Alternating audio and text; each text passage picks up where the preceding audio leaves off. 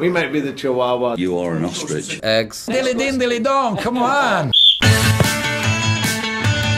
As electrifying as a hairdryer thrown into a hot tub, my friend. Aguero!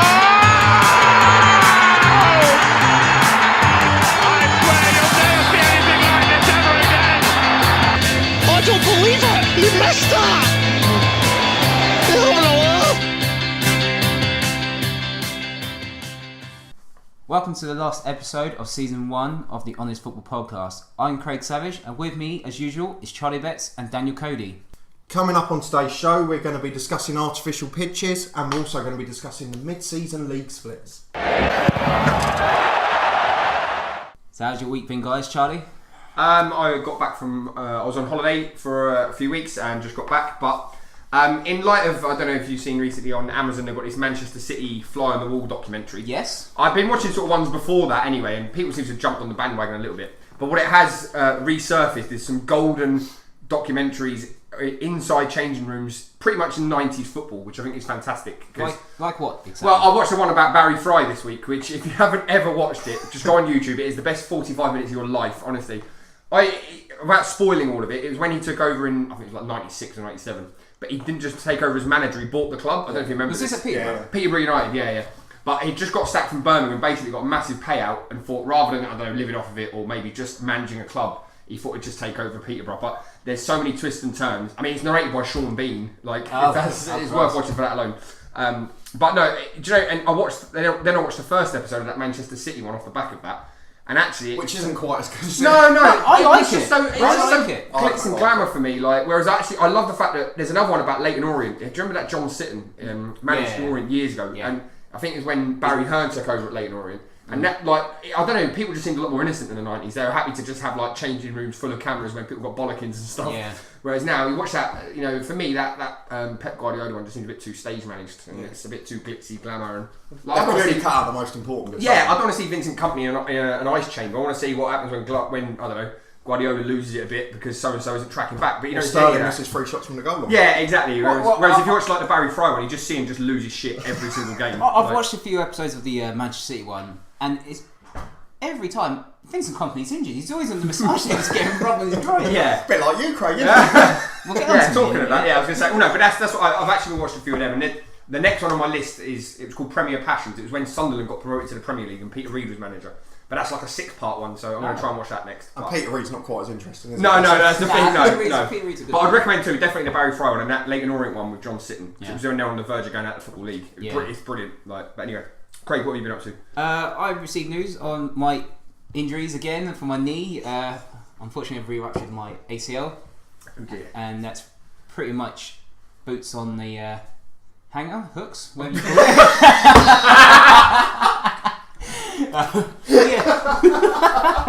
Boots on the hanger.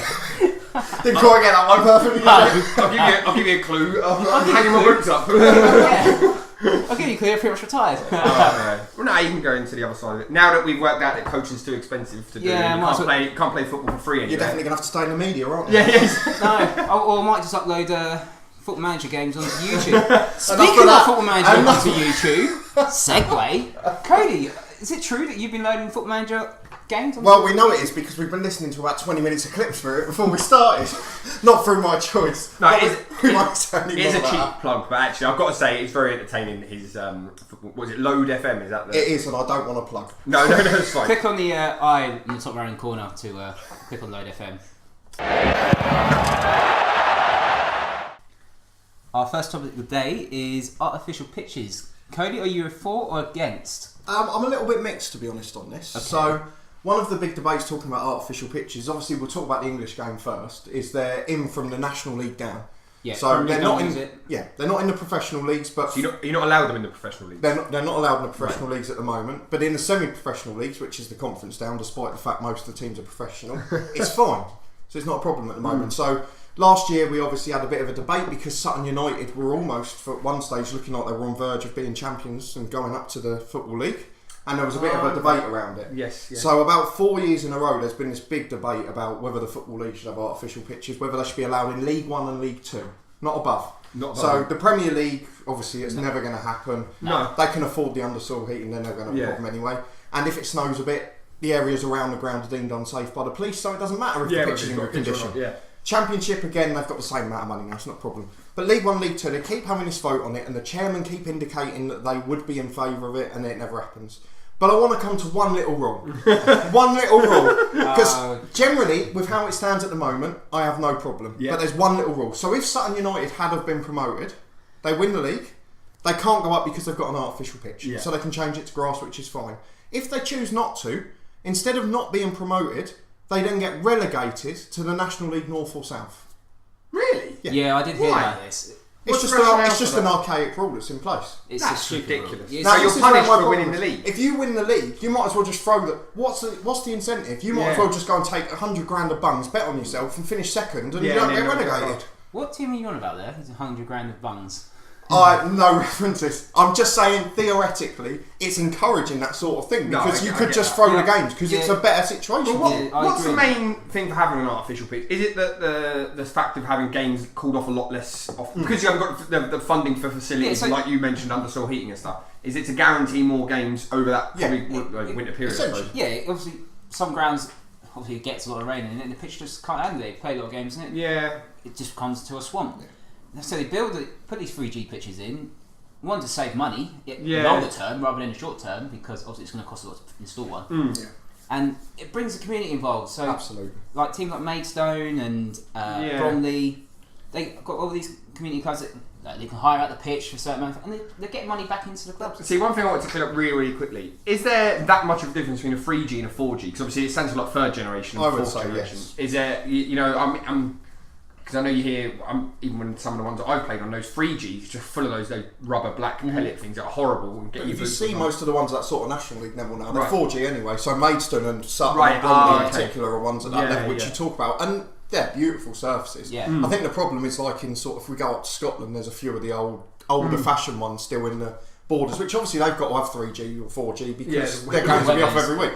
We've seen plenty of times where Jeff Stelling's going through 28 of the 30 fixtures that are gone or whatever. So Keith or whatever. I've overdone that a bit, but there's a few that are too many that go away. So it's something that's got to be in place there. But the standard of the pitch is an important thing when you're playing, particularly in Scotland. That's a professional game there. But somehow, why do they not want them in the Football League? Is that a better question to ask rather than? Do you know what I mean? Like in the sense, why is it okay to have it in the National League but not the Football League? They originally banned it because teams like Luton and QPR and.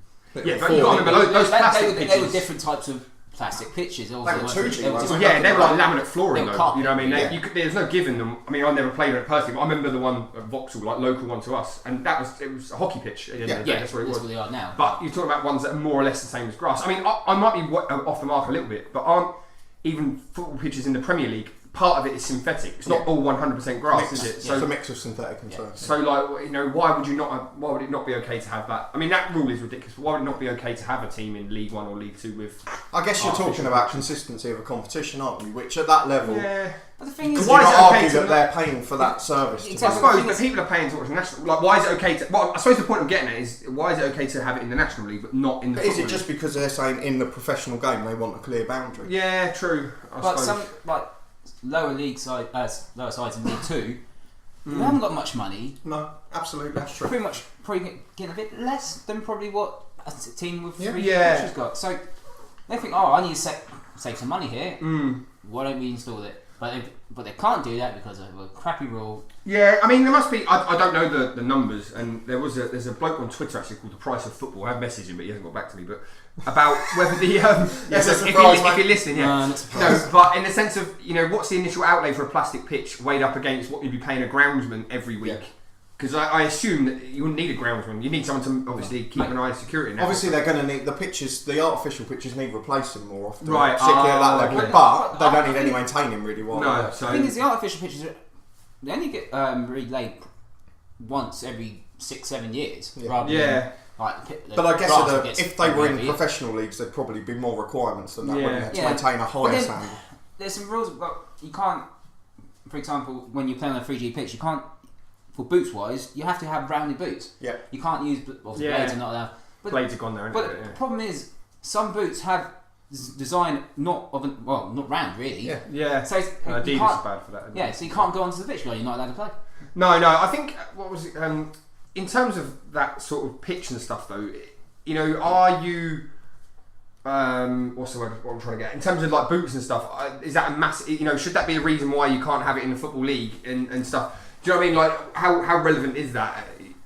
And we see some of the grass pitches in January, February, Yeah, League 1 and exactly. 2, and they're getting slated on the news channels or the sports news channels for covered in months. sand or whatever. Like, Yeah. it's... And especially the ones that share with like rugby stadiums and things like Yeah. that. Well, Wickham's a great example. That's the next point. Newport as well. Yeah, that was the next point. Is that if it's we're talking about community, which is great, but then if it's a multi-use facility, you are, famously where my father-in-law lived, Ballymena, they have stock car racing on their pitch. Yes, and that was on the BBC wasn't it, a few weeks ago, and that just completely churned the pitch up. Yeah. They've just relayed it all, and yet they're probably going to do it again. So if it's a multi-use facility, I suppose you are limited with that. Yeah. Of you have to have certain standards of it. Look, for me, in the professional game, it shouldn't have a place in England because the top 4 divisions are well enough funded that you can have a but grass are they pitch. though? I think they are, man. Are they? Honestly, you telling I think me some League 2 clubs are well funded? I'd say they could survive easily, yeah. I mean, you could look at it from the other side of it as well then, and I don't know the full workings of like lower league teams, but I know, for example, some teams play their reserve or under 23 fixtures, whatever it is now, at a different venue, whereas if you've got an artificial pitch, everything can be done there, whether it's academy games, your reserves or whatever they're called. And a lot of the times where those reserves and under 18s are playing, it's on artificial pitches. Yes, exactly, yeah. But there's a cost to it, whereas if you owned it, it was your ground, I assume there wouldn't be. Like, I know that it is the Premier League, but for example, Tottenham play out of Stevenage Borough, don't they? Where is it? West Ham play out of somewhere East. I can't remember where it was. Arsenal used to play at Barnsley. That's it. That's what I'm thinking. Sorry, Arsenal. Whereas I suppose you'd save that cost if you're a lower league club, but. The other point for me was more. I mean, I've said I don't agree with it in a professional game. Not in England. In Scotland, it's a necessity, and the standard of football's awful anyway. Sorry, hold on. So you're saying that you don't want it in a professional game? No. But we've had it in a professional game. We had it at a Women's World Cup. That's Well, true. yeah, but isn't there a team in the Champions League, or a couple of teams in the Champions League who are in like the Eastern Bloc who use artificial pitches? A few years ago, was it CSKA Moscow? Or Yeah, in something? Russia there's quite a lot. Yeah, but obviously that's Again, it's temperature, isn't it? Yeah. But obviously, England played Russia at the Luzhniki and the World Cup qualifier. Sorry, European qualifier on the 3G pitch. Yeah. That's probably one of the first internationals to use it. Just to change it a little bit, I did read an interesting article though about how, in terms of development of players, artificial pitches might be better. In the sense of, we spoke about it last week about where can you play for free and pitches not being maintained, and if you do get a grass pitch, you're paying a lot of money for it and it's all over the shop. You might get a better standard of football because it's flat. Obviously, it's flat. That's the point I wanted to move on to, because there was some lunatic who used to be working somewhere in the National League who'd gone rambling on about it should be banned everywhere, Right. and then the National League allowed it because of a threat of a legal case and all that rubbish. But it's a brilliant thing for semi-pro and amateur football, particularly in England, because, like you say, development for young players. For us, Sunday League footballers, Saturday League footballers, if we're training in winter, what do we end up on? A 3G surface. That's true, actually, If not, you wouldn't train for 4 months. No. So it's essential for that, particularly for kids' development, to ensure they get training every week or Yes, whatever. That's a very important thing for me. It's not just the National League sides that have got 3G pitches as their home grounds. Even lower down the full period is. And even more so, all the well-kept five-a-side pitches and things like that. Go ahead. No. Let's not go on to the five-a-sides. I know how I feel about five-a-sides. No. But to be fair, I do get your point. It is still using the professional game at the moment. It's just using the FA Cup. It is. That's true. Yeah. So like when Sutton played at home to Arsenal and Leeds the year before or Yeah. last year, then they were both on 3G. Yeah, weren't they? it's not like you need to go and play at a neutral venue. And a lot, as you say, a lot of the European ties are as well. But it's Yeah. just something that always causes a huge debate in this country. Well, and you every only time need- there's a game on it. You only need one injury, which is circumstantial whether it was actually caused by the 3G. I mean, as we're recording this, there was one last weekend in the Rangers game. Yeah. In the Betfred Cup or whatever cup it is, one of their shit cups. Sorry to all the Scottish football fans. But Stephen Gerrard came out quite publicly after and said 3G Yeah. should be banned across the board, which obviously we disagree with. But in a professional game, Yeah. I probably agree with him. To be But honest. I mean, we've all played on them. There is a difference. Maybe I'm sounding cynical, but the ball doesn't seem to bounce. And it is the correct standard and of all them as that. well. I mean, Yeah, true, I yeah, watched that no, game last weekend. It's Kilmarnock away, and the standard of the pitch wasn't as good as the Maidstone one. No. I see. I feel like it looks worse when you see it on the TV compared to like watching Maidstone. Yeah. Or Bromley or. Yeah, I think they Some. look like older fashioned surfaces, probably because they've been there for longer. But yeah, I don't know. Yeah, no, I think it's difficult to just to put it to bed really in that sense that I don't think you'll get a place in the professional game. Certainly not in the top end of it. I can understand why people like criticise it with like injuries. Yeah.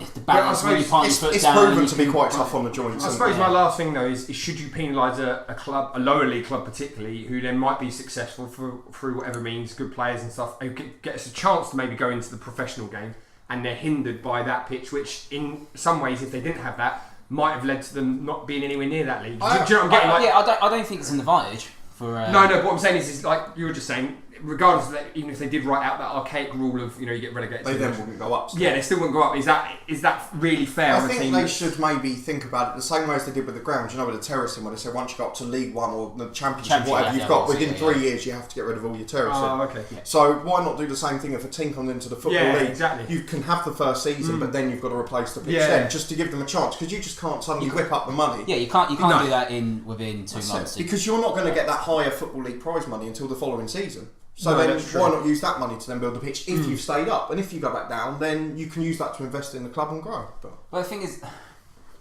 say you've got a year to go in the football league, stay for a year, return the pitch to grass, and then you get relegated. Then you want to go back into free. But then you've had 2 years of funding, you've got that investment. Yeah. You will have. Don't forget, we're talking about the smaller clubs generally in the National League are the ones who go to 3G, and they'll quite often be semi-professional. The ones that are semi-pro in the league, and as soon as they go up to League 2, they've got to turn professional anyway. So they're suddenly going to be thinking of a very different club anyway. And if they're there for 2 years, then hopefully they will have planned as a professional club by then. But that's quite an interesting debate, isn't it? About Altrincham recently that have gone pro and all that sort of stuff. Well, I've had a few comments on that. No, but on a serious note, I think it is. Yeah, it's worth. It's useful thinking about. Yeah, no, definitely. The last thing I'll say is, when you plan it, do you still get those scars at the top of your thigh? You know, that slide tackle. They're horrible. Those things like the burns. Yes. I don't think I've ever made a slide tackle. No. If I can't get there standing up, then they deserve to go past. And on that note, that's why 3G pitches will never be allowed. For Cody.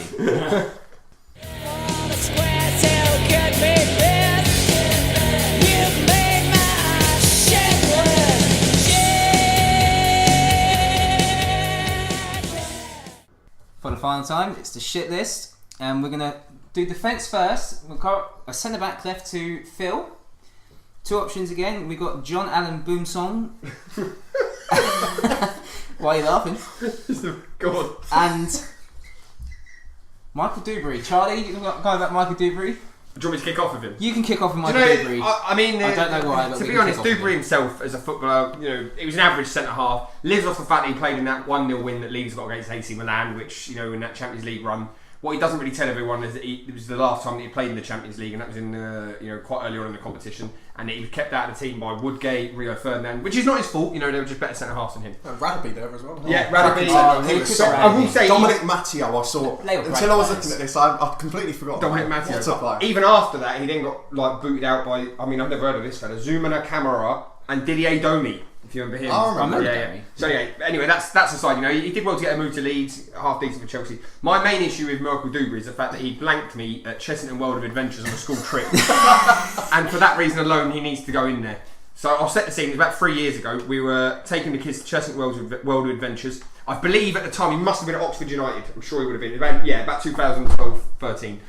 So taking the kids there for the day, blah blah blah. Some of the lads are quite interested in football.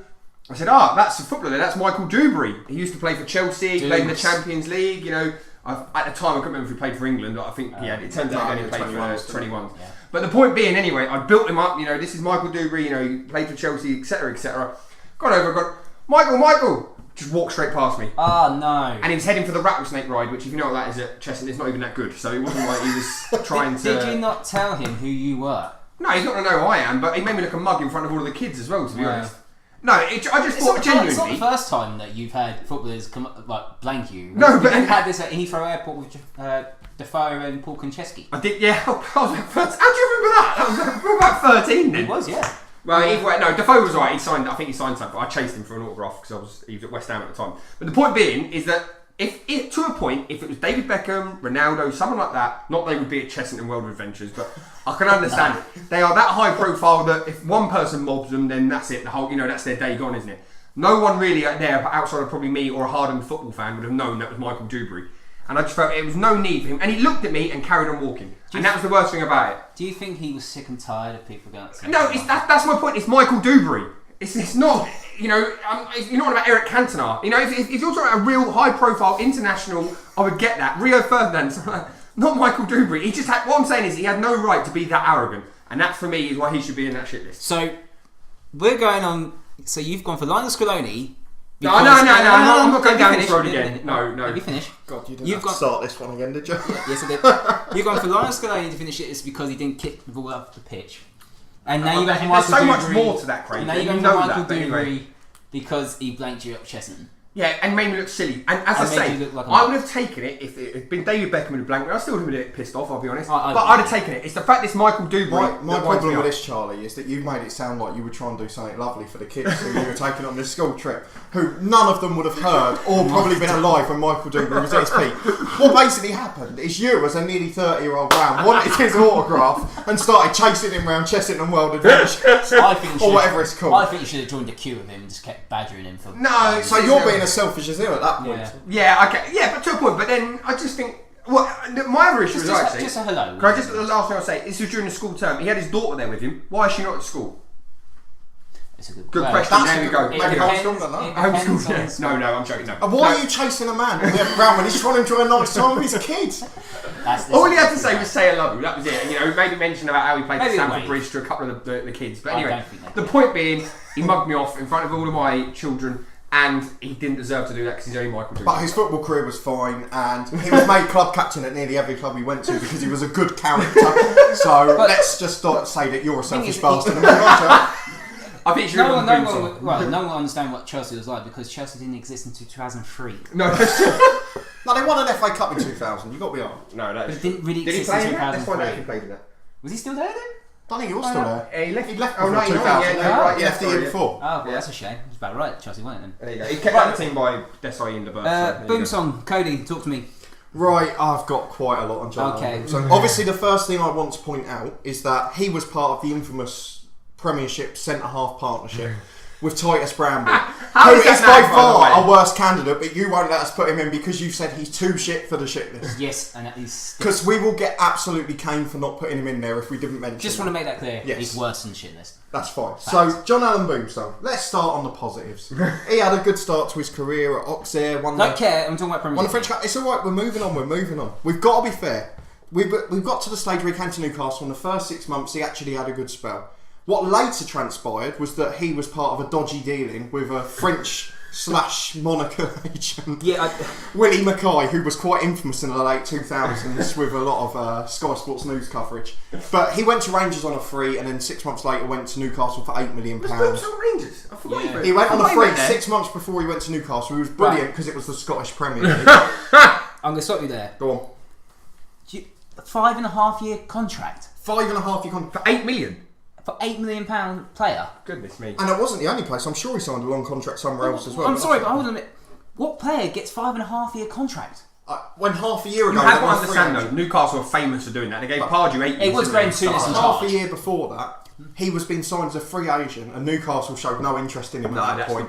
And it became part of a big inquiry into agents and transfer dealings. It was a proper inquiry. There was inconsistencies in evidence and all that, which Boomsong was not guilty of, to be fair. No, but let's move on to the season with Titus Bramble, where he became the infamous man in the infamous partnership. He had an awful season, and he ended up getting shipped away to, remarkably, Juventus. No! But it was Juventus just after they'd been demoted for their own irregularities, so no coincidences there, are there?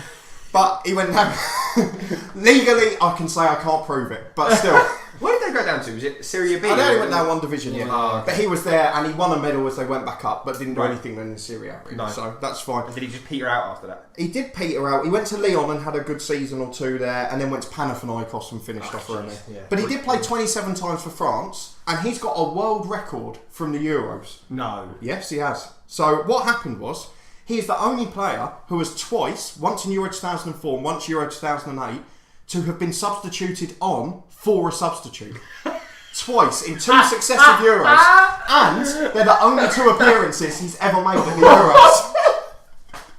So one was because of a sending off to a defensive player after they'd made a sub, and the other one I'm not sure. I think what's this Euro 2008? There was Euro 2004 and Euro 2008. He made one appearance in each, and both he came on for a player who was already a substitute. Which I just thought was quite remarkable. And then I found out something else I didn't know. His cousin is someone else who we mentioned last week, I think. Yes, I did. David Ngog. No. Yes. Yeah. Is he? David Ngog is his a younger cousin, sorry. Goodness me. Well, I mean, he should be in for that alone, shouldn't he? But have you got any more Craig? So we like to get some family ties in there, don't we? Any more, Craig? Any more information on it? No, to be honest, because I don't really say. Sorry, mate, I'll set you up for playing. He's got a whole raft of paper in front of that boom song, and you must have just nailed all of it because he's got nothing left. But I generally don't need to say anything more. Well, No. I mean, can I just? What you know that season with Newcastle, that infamous season with Newcastle and Titus Bramble? Yes. Did they get relegated or No, they're just mid-table, mediocrity? It's because why was it so famous? It was that period before Newcastle's then, history that time where Newcastle just. They were expected to be that top 6 club. So that 05-06 season where he was awful, that's the season they went big money for Albert Luque. They had Shearer and Michael Owen up front. Yeah. They had Robert Salah. They had loads of them. They had a great team. Olivier Bernard, was he still there? I think so. He might have been back up by then. Was it Babiara had just moved from Chelsea, I think? Oh yeah, that's The right. first year under Ranieri. Was it Olivier Bernard who got knocked out with that ball when it hit him in the face? Yeah, from Robert. Yeah, Yeah. Drilled him. Leicester. Anyway, yeah, that sums Newcastle. No, but I think that actually probably, if you look at Newcastle now, that clearly was the beginning of the end. You know, these ridiculously long contracts for stupid money and all that. But so, anyways. Craig, basically, I think we're pretty sure what's going to happen So- here, but we need you to decide, mate. So, Michael Dewberry, because Charlie got blanked, Yeah, good, decent footballer, but just an arse. and Boomsong being shit Yes. at Newcastle. But the only reason I'm going to put Boomsong in is just because of a 5.5-year contract, which is a fucking joke. So you're going to put him in for about the only bit that wasn't his fault. He signed the bloody thing. Well, No, fair yeah, play to him if you can get it. You Oh, will. mate, yeah, as I say, if you can get that money. But yeah, no, he was an awful So footballer. he wasn't great. Yeah. And so Boomsong completes the defence of the Wonderful. shit list. That leaves us with just one space to fill, doesn't it, Craig? Bonus shit list today. Bonus shit list. 'Cause I want to get this out of the way. Midfield, we have 2 more choices. Gabro Obertan Which is an absolute I choice. disagree massively. But well, and Luke Chadwick. Luke Chadwick. I'm going to start with Gabro Obertan first. Well, then I guess Charlie's going to be starting, isn't he? Because he wants to have a rant about Overton. No, my only thing with Overton was he was the most. You know, I at the time when Ferguson was United manager, I didn't really like him for various reasons. You know, the whole watch thing, all that crap. You know, I love it. However, I've got to say, wouldn't you? retrospectively, you know, I actually have grown quite fond of him, and you see all the stuff that he did. What I don't believe was that he couldn't have bought some of these duds. And Overton is the classic example for me. That must have been someone in the chief exec or the director of football or whatever it is. There is no director of football at Man United. No, but you know, there must. I just don't believe. I don't believe that Ferguson bought him. Was that around the same time as Bebe? Was someone It was before the or same- after? yeah, the same it's like, summer? you know, so I something think it was- dodgy's gone on that summer. It must have done, yeah. But and that's not his fault. I will take that. However, he was just the most overhyped player. But if you get offered a contract at United, Oh, gosh, you're going to you'll take take it absolutely 100%. I think Bebe. My slight issue with him is that he was actually dubbed the next Cristiano Ronaldo as a replacement for him. You know, you've only got to look at the bloke to realise he's not going to be as good as... Any wingers dubbed the next Cristiano Ronaldo. My issue is that Bebe cost twice the amount. Bebe was twice as bad. Bebe played a lot less games and was a lot less successful afterwards. And we're still talking about Overton. That's my problem. It's just. Sorry. He's unique, isn't he, Overton? You know, that's probably the best way to put it. He reminds me of Theo Walcott, but slightly worse in every area. Yeah. He was a quick winger who didn't have enough talent for his level, really. Yeah, I But mean, then Walcott has, to be fair, matured quite a bit recently. he is most known for his What do you period. mean? Hold on. What do you mean matured quite recently? As in his finishing's Has improved he even remarkably. played? He has played at Everton. Oh my god. I can't stand Walcott Just back to anyway. Overton very, very quickly. He's lucky not to be in this list, by the way. We talk about him being at United and all of this. He was only actually there for what, 3 years, 2 years. seasons. He only played 14 times. That's because we In had the other league, players. That's because he was so bad. So why was he there? And that's not his fault. He played and scored in a Champions League game. And not many players have done that, including Luke Chadwick, who got more chances to do it. Oh no, don't go there. That's unfair on Luke Oh. Chadwick. He had David Beckham in front of him. You can't. And he had Cristiano Ronaldo for about a month. No, exactly, and that's the point. But there's still so many It was good a players. gaping hole for him to step into, and he But just wasn't. You've still got Giggs and Nanny on the wing. He went so to we're- Newcastle, didn't he? He played. Yeah, 50 that's times. the next bit because Here we go. All right, he lost out to Giggs, and he lost out to Nani, and he lost out to Valencia. And then he went to Manchester Newcastle, United. where I and fell then in he love went to with Newcastle. All right, it's Newcastle double, man. What's going on? As a winger, or especially guy up top, 2 goals is shit. But they were mostly off the bench. A lot of his That's appearances not the fucking were off point the bench. here. It is the point. Yeah. 23 appearances, 14, 3, I mean, 15. in 2014 and 15, Newcastle were struggling financially, blah blah. Trying to offload some players. No one wanted him. But let's be fair. Summed it He up. was signed. I think. Was it after they just finished 5th in the league, or was it the season before they finished 5th in the league? The 2011-12, so I think they finished 5th that season. Yeah. So he was signed then, and basically he was signed as a squad player for the Europa League then, essentially. Well, he signed before that, actually. Oh, did he sign before that? Yeah. That's fair enough. But then he was utilised as a squad player in the Europa League, and he did all right. Do you know what I mean? Yeah. He could play on both sides. He was versatile. They knew he weren't the best. No. He only paid £3 million for him, which is the same as United paid. And they got 50 odd games out of him, and he moved on for near enough quite a fair amount. Makalaka, whatever they were. Where he played 8 games, then joined Wigan.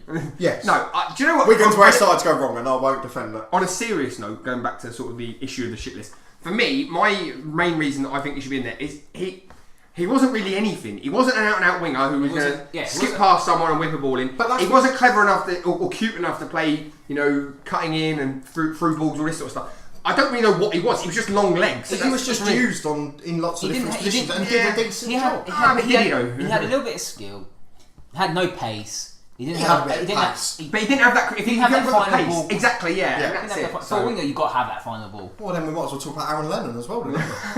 I know, but Aaron Aaron Lennon Walcott. you get a few corners out of Aaron Lennon if nothing else because he can run it to the ball. I just think he was a decent utility player and doesn't deserve the stick he's getting. I think the only reason he's been talked about here is because he got that big move to United. Yeah. I think if it hadn't been for that, we would have just said we went to Newcastle and he was okay for 5 years. Yeah, but if you're, not that United is being a curse, but if you're going to United, you have to live up to it. I used to play on FIFA. I used to play as Newcastle all the time, so I could have James Perch and Gabby Overton. I'd play the rest of the first team and then put them to him. Because I just thought they were good, you know. What am I hearing here? The Channel 5 night v4 Europa League. For me, he's enough. I don't know. I don't think even he knows what he was. Craig's got his head in his hands now. Oh my! I cannot believe. We need to move on because otherwise we're going to spend half an hour over that. But the point being, he was just for me. He was a nothing footballer, and yes, he was at United and whatever, and that's why he should have been so much better. I still don't believe Ferguson's bought him. If you believe he's done okay at Newcastle, there's something clearly wrong with you. But you're saying the first season he went there, they then went and shot up the league and finished 5th. That's no coincidence. Not because of him. What about the character behind the scenes? Not because Anyway, we had Denver Bart and Cisse. Moving on, another United legend, Craig. Luke Chadwick. United legends.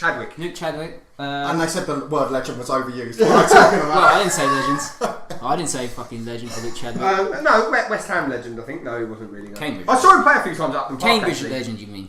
Yeah. God. No, I didn't. MK Don's legend, which is where the shit bit comes in. Exactly. Oh. No, I mean.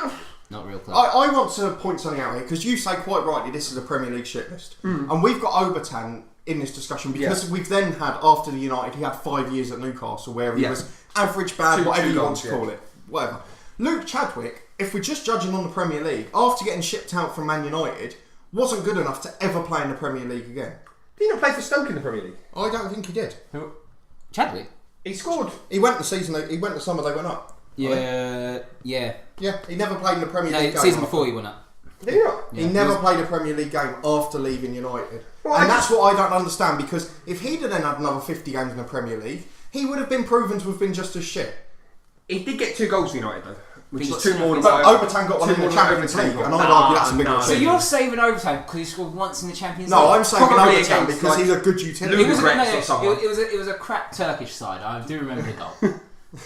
But That's you're a sport. saying he needs to be saved when this is because he scored in the I'm Champions saying League. he needs to be saved because Luke Chadwick is worse and couldn't even Why get is into he worse then? Because he Why? couldn't ever get into the Premier League again. He Yeah, went to but- West. Hang on, he went to West Ham for one season. Yeah, we're in Championship, You said, yeah. "Oh, he did all right there." Yeah. What happened when he got promoted that summer? I think they offloaded him. They offloaded him, and then he went to Norwich, and then they had Stoke, sorry, and they had a couple of good years, and then they let him go. And the same with Norwich. And when he actually started to make regular appearances again, was at MK Dons in League One. Yeah, but I mean by that point. And then he'd after been- that, where did he go? Cambridge in the conference. That's because He'd he been had early 30 by the time he got to an MK Dons. He had injury problems, so he wasn't good enough to be a first team player, and then wasn't a reliable utility man. I mean, Yeah, but what more could you say? you could say that he was good enough to get teams into the Premier League, whereas Obertan was it was just nothing, was he? He just didn't do anything. I think the thing with Chadwick, he was unlucky at United that he was behind. You know, he had Beckham in front of him, all these sort of other lads who were better than him, and I'll hold my hands up to that. One thing that I do remember about him is he was an actual out-and-out winger, and I think he was a slight victim of the fact that around the time that he then really made a breakthrough at West Ham. Hang on. Is that when wingers stopped being a thing? You know, like proper out-and-out wingers. Even if he was slightly better than Obertan at being a natural winger or whatever, right? He can only play in that one position, and he's still not good enough to be a first team tell player. me Obertan is a versatile, like... He was good, he played in the right... There's no way if I had him on Pro Evo, I'd have put him AMF or something like that. He's put him up no way. front because he had pace in that. So what did he do on the right? What did he do on the left? What I'm saying is, he's had a really poor career until he went to MK Dons in 2008. And then made over 200 career appearances and had a decent career there. And that's at League One level. Gabriel Obertan, until probably last summer when he went down to Levski Sofia in Bulgaria, hasn't even played at a low enough level to consider that. But when you say he's played, if you look at his appearances, he never got more than I think 58 was his best at Newcastle. But is that not just because he's showing more ambition by staying at the bigger club and trying to fight? I'm picking up his money and not playing. I'll go to Cambridge because I support them. You know. Hold on a minute. So you had a choice of two wingers to play. I'd play Obertan every week. Why? Because he's a better player, he's got more pace, he's got more weapons. And if I get an injury on the left wing, I can bring on another right winger and switch him over. I think Luke Chadwick, do you know, I'm going to say this and it'll probably be controversial, he was also a victim of the fact that he probably wasn't the best looking footballer. No. For that reason alone, people quite often put him down as a shit footballer when he wasn't actually that bad, but because he didn't look the part. I don't think he was a shit footballer, but he was a very shit Premier League footballer, as proven by the fact that nobody else wanted him. Bar the club, you always get a bit more of a chance at the club you come through at, particularly at that time, and he never got a chance by anyone else. Nobody wanted Obertan. Yeah, Newcastle. He went to Newcastle for 5 years. They couldn't shift him out. You couldn't shift out of Newcastle. Well, he was still getting your game. No, Right, you never had a decision, Craig. Right, so. I know what you're going to do because of the Scaloni thing. No, that Scaloni thing is leveling it out. Scaloni thing was weeks ago, Cody. Yeah, Get over it. But Luke Chadwick only played a few games. Obertan's played for 2 different clubs in the Premier League. Because he was better and got another No. I'm going to give it to Obertan. So he's in. Obertan is in the shit list. And rightly so as well. Yeah. I want my wingers to attack. He just got confused. I can't say anything because I would just start swearing for half an hour. So. Fuck it, it's a disgrace.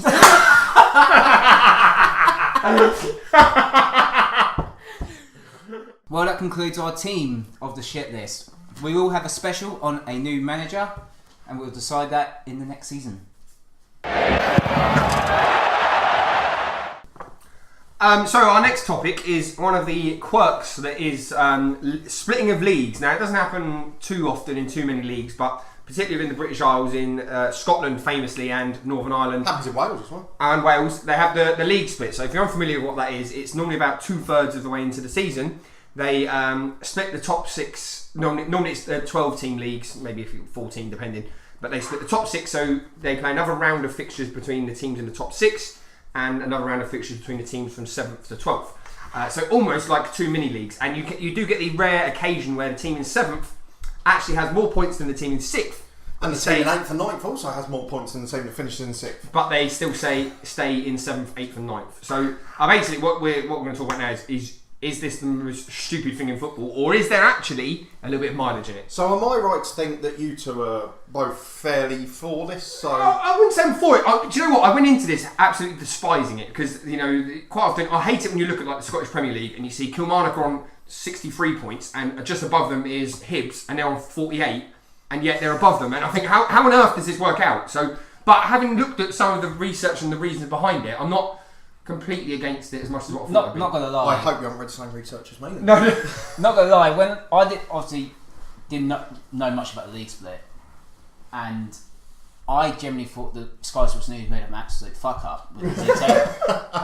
So I didn't know what was going on until I read about it. I suppose you were a bit older than me, so you were probably teenagers when it split in Scotland for the first time. Yeah, because I do remember in Scotland particularly that back in the 90s there would be 44 league games because you'd play because there was only 10 teams in the league, so you played each other 4 Well, that's times. what changed in Scotland, wasn't it? And that's what they brought it in, is that I spoke to a friend of mine works for the BBC in Northern Ireland, and I spoke to him about it, what happens there, Obviously, similar to what we were saying about Rangers and Celtic, it's probably similar in Northern Ireland in the sense of you do have the two big teams who always seem to win the league. But the point being, what they do over there, which I don't think they do in Scotland, is you have 1 to 6 and they play each other. But there's actually a team in 7th can qualify for the Europa League if they finish 7th. Well, I say qualify. They qualify for the Europa League playoff within their own league. That's the same as Wales as well. Is that the same as well? What? So Not in Scotland. no. So the team from 7th to 12th are essentially fighting out for one place, which is 7th. Okay. Now, obviously, if you're like 11th or 12th, the likelihood is, No. unless it's a very tight league, you'll be nowhere near it. My issue with that is if you're like 8th or 9th, you've got nothing to play for, really, have you? You know, if you're that team who's like, maybe not 8th or 9th, if you're that team who's 10th, so you can't really go down, you're not in the relegation playoff, you're never going to make 7th place. What on earth do you play for? That's one of my problems in these leagues, but I haven't even got them in my notes. It's just you've brought it up. You're talking about the two big teams normally. So Scotland traditionally was Rangers and Celtic. Yeah. Even the last few years, it had always been Celtic and Aberdeen were miles clear of the rest. But from 3rd down to about 10th, there are so many games that become dead rubbers. Yes, Yeah. exactly. Yeah. And you're basically, we always complain about the Champions League where it's basically a 6-game path, and then the 5th or 6th fixture list, it's just so many dead rubbers. Yeah.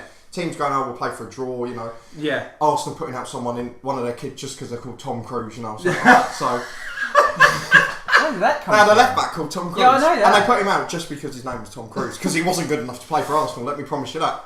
But Otan was... Well, you know, he scored and proved it, didn't he? Oh, God. there's two ways to. I think, unfortunately, it works on both sides of the coin. If you're in that top 6, I think it's brilliant. If you're one of the teams that finish in the top 6, because you can guarantee you're going to get higher gates, because if you are playing, if you are, for argument's sake, you might be Motherwell and you get a good run and you finish in the top 6. You get Celtic. You're going to get Rangers, Celtic, Hearts, all them coming. Financially, it's great, but if you're, say, in 6th, quite often in Scotland and Northern Ireland, you're 20 points off the team who are in 2nd or 3rd. Yeah, that's true. Particularly in Scotland with the Europa League qualifying that 4th. If you're not in 4th, it doesn't matter anyway. So No. you could be 20 points off. Yeah. You're playing 5 dead rubbers. Yes, and that's all true. you're doing is saying, we're playing Celtic, come and watch, and we'll get you loads of money into the club. Yeah, yeah. But the fans who are going there are getting no entertainment.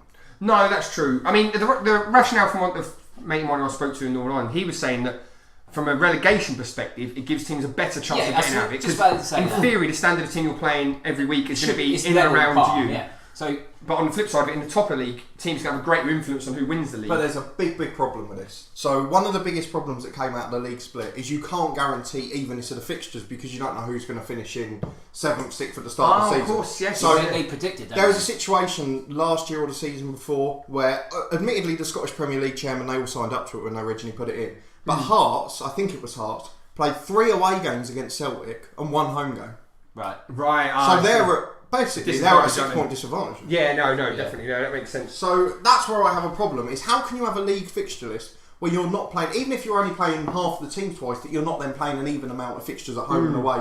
You are overall, but if you're playing 3 games away to Celtic and the other one's playing 3 games away to Kilmarnock, that's not even, is it? No, so what they've another country that's just done it recently because after they visited Glasgow was South Korea. So Okay. Well, in fairness to South Korea, I mean I've never been there, but I just know a little bit that they really compete with baseball over there. Like they love their baseball. So football isn't actually like the main sport. Right. Yeah. So the way to sorry, my light's flashing. The way to Everyone needed to know that your kitchen light's flashing. Leave a comment section below what bowl Charlie should get. How many watts is enough? So back to South Korea anyway. No, the reason they do it is they want to compete with the baseball, so it gives them bigger fixtures on the TV. But the main thing they said was the reason for doing it. They do it slightly differently. Is that they have pretty much the Champions League, but they call it the Asian. What is it? The Asian Champions League. There you go. You couldn't remember that one without looking at your nose, could you, mate? So the Asian Champions The light League. bulbs put him off. Can you not see them notes? But they have a 16-team league. Yeah. But anyone, like pretty much anyone down to where is it? No, hang on. It's so dark over there. No, anyone down to 10th can qualify. So they have like the playoffs and stuff. So it does keep teams a bit more interested. But essentially, you put them into 2 separate leagues, and you know if you can't qualify for that Europa League place if you're in say Scotland or in Northern Ireland or Wales. Really, what's the point of it? We always hear in England that 38 games is too many for a top division, and we're saying about Scotland and Wales and that they're not. You can't split as competitive leagues. No. You can't split the top division. You need to have more competition to try and get closer. But if you're playing each other 3 times or whatever, I know again you're talking about the lack of evenness. It's then 33 games. Yeah. Or alternatively, you split the league after 2 games each, because a couple of leagues do this. I haven't written too many notes on them, but a couple of leagues do it where they split after 2 full fixtures. Right. So you played everyone home and away once. Yeah. Then you split the league in half, and then you play home and away against the rest of the top 6 and the rest of the bottom 6. That to me makes more sense, because that's what Wales do. Yes. And I know they're a grossly uncompetitive league, and it sort of defeats my object. But that's because most of the biggest clubs in Wales have moved into the English game, which isn't their fault. But it just seems like a better way of doing it for me, because you're then guaranteed the same amount home and away. You've still got that bit of you're playing your relegation rivals, you're playing your top half rivals. It just seems more competitive. No, I agree with you on that. I think you do need to have something to play for that bottom half. I think if I was to change anything about it, having one place to... Because a team that finishes 7th doesn't get a Europa League spot, but they get to play in the playoffs against the third through to 6th in the the qualifier playoffs to get through as the representative from that league. So what would you say the reward should be? Well, that's the thing. If you're 7th, that's great, because you've got if you're 7th or 8th, you're vying for that qualification. Again, it depends on how many qualification spots your country has. But if you're in the bottom part of it, you're surviving. If you're in that little middle bit of the bottom half of that league, you've got nothing. But most as a minimum get 1 Champions League qualifying place and 3 Europa League qualifying places. So even like Wales, for example, they have the top 3 or top 2 and the cup winner. But then from 4th to 7th, they have that qualifier. And then 7th place is always guaranteed. If they finish above 6th, it doesn't matter. Yeah. The team who wins that bottom half gets a reward. Yeah. One of the things they get 100 grand, for getting through to Europa League, which for a club, once you get the like these semi-pro clubs, your losing money's about 120, isn't it? Exactly. And it'll keep going up at the moment. One of the things I wanted to talk about was the Scottish one in a bit more detail. We've mentioned about the 3 homes, 1 away games, which is disgraceful and just stupid. It's just stupid. Fuck, it's a disgrace. When the Welsh Premier League's got a better model than you at doing the same thing, you've got to take a look in the mirror and think, really, could the penny drop here? You know what I mean? So do you think because cups get in the way?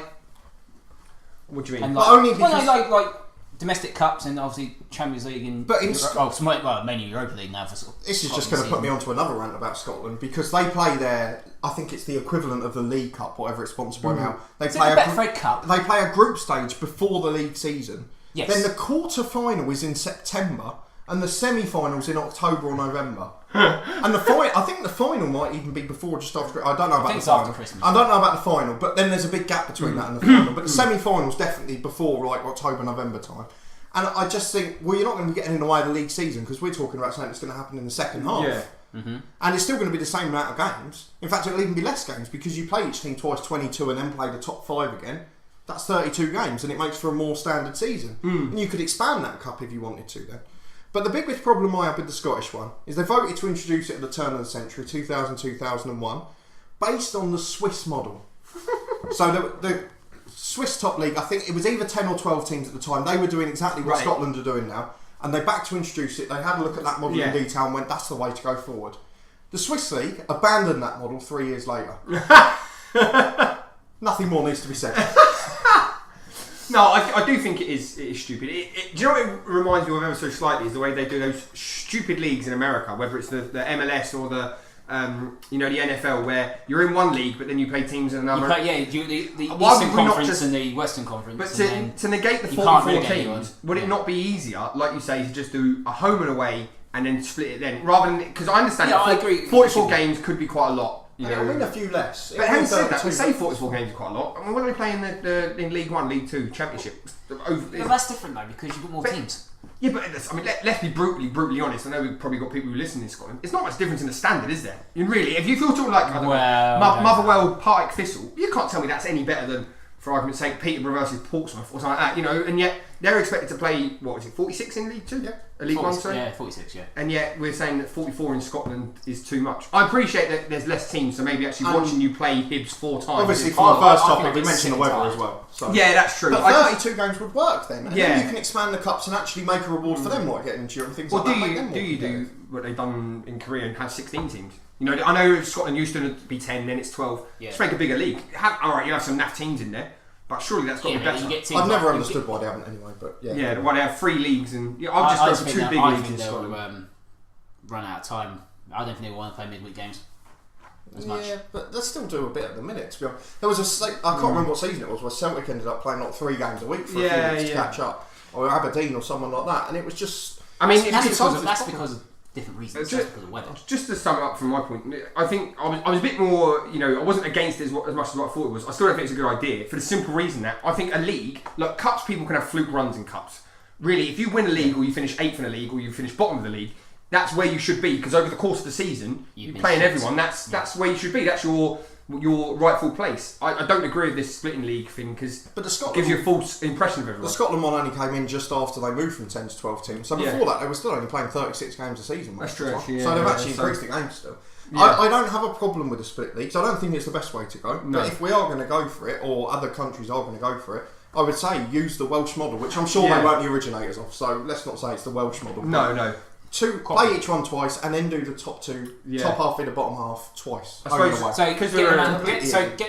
trying to say is get them out of the way before Christmas. Have the winter break, because they always have a winter break now, and then after the winter break. So Wales have it. They have it until about the second week from the end of January. Yeah. Then they have like a round of the cup fixtures, and then a week later. So it gives them 2 weeks to organise, 2 weeks for fans to start getting tickets and things like that. Yeah. So that's the other thing. You can't plan the away trip a week in advance. Where Scotland at the moment's a week. So I would say that the last thing I was just going to add is that, thankfully, and for obvious reasons, this isn't going to go in lower league football. For literally what you've just spoken about there, expecting teams to... And administratively, you could never like that. So any league where you can't afford a fixtures computer, you're struggling. No, what I mean is, because obviously this podcast is born out of like non-league football and stuff. Thankfully, it won't ever be there, although, to be honest, Scottish football pretty much... Well, because they already set the structure of 20 teams per... Yeah, and that's the thing. Why you would not do that, I don't understand. They don't do it in the Scottish lower leagues. No, that's a good idea. Why not do it in the Scottish lower leagues? Yeah. That's my concern with it. I think it's just to make the top... Is that because less teams, though? Yeah. Well, yeah, but sorry, just really... I know we are going to finish up. You look at Northern Ireland, Wales and Scotland, the teams who qualify for the Champions League get the biggest money, which then means they can reinvest in it better. Yeah. So that's why Celtic haven't. Well, no, but that's why your teams like Ballymena, for example, off the top of my head, or Kilmarnock, or teams like that are never going to get big because they're not going to finish in that top sort of bit. But it seems like these league splits are just to make it better for those top teams that are already there. For the teams in Scotland to actually get that sort of money is to win the cup. Yeah. Well, I just think Partick Thistle are missing out because they're missing out on one big gate by not playing Rangers or Celtic again, which is for the third time, for the fourth time. Yeah, that sort of thing. So there you go. It's a bad idea. Get rid of it.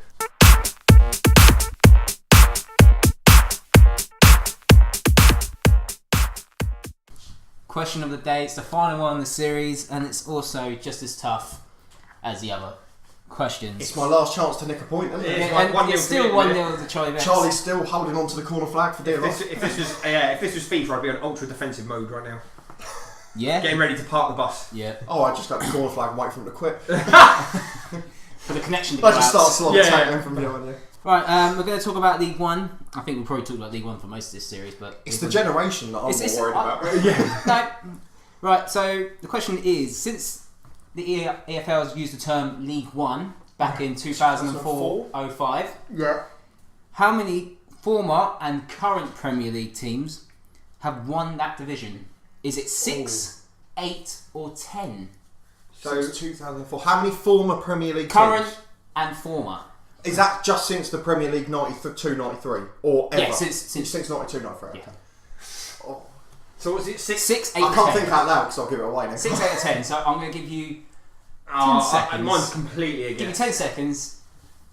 Now. Does he get a bonus point if he can name some of them? I'll know some of them. He'll know some of them. Alright, okay. I'm going to go for... I'm going to go for 6 because I can't think of more than 4. I'll go 10, I reckon. Since 92-93. Since 92, yeah, which current... Obviously, no, since the League One but started. they've been in League One since 2004. That only gives you 14 titles. I've gone 10 now, I have to stick with it. You're going to stick with 10, you're going to stick with 6. I've gone for 6 and it's going to be 8, isn't it? It is 8. Ah! It is 8. Oh, for fuck's sake. So, the 8 teams are Swansea, Sheffield United, Blackpool, no. Leicester, yes, Leicester, Bournemouth, no. Leeds, no. That was too early. Leeds finished second that season. Oh, just Swansea, Sheffield United, Wolves, Charlton, Leicester, Norwich, Wigan twice. Oh, that's cheeky. And Brighton. Oh, Brighton, yeah, of course. So, 8 teams. 1-0. Does that mean Charlie Bench, you win. You've won 1-0. 1-0. Aren't you excited about that after all your debates this season? Over 8 questions. To be fair, got 1 right the whole series. To be fair, I gave you 1 as well. Well, you brought out that Grimsby comment. We didn't. But I'm just saying. So, overall, Troy Betts wins 1-0. Find out next season if Cody can actually get a question right. I highly doubt that.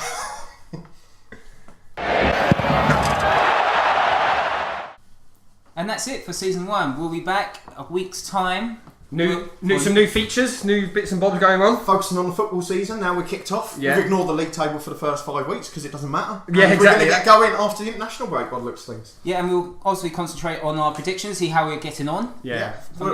Should we do a little mid-season review halfway through? I think so, but yeah, there'll be no Premier League from now onwards, to be honest. No. I think it's a fair assessment. So the shit list is gone, but there's some new and exciting stuff coming your way. That's it. We'll see you next week and we're off for a curry. Thank you for listening to the podcast. Let us know your thoughts on the topics and the players in the shit list in the comments section below. And don't forget to like, share and subscribe.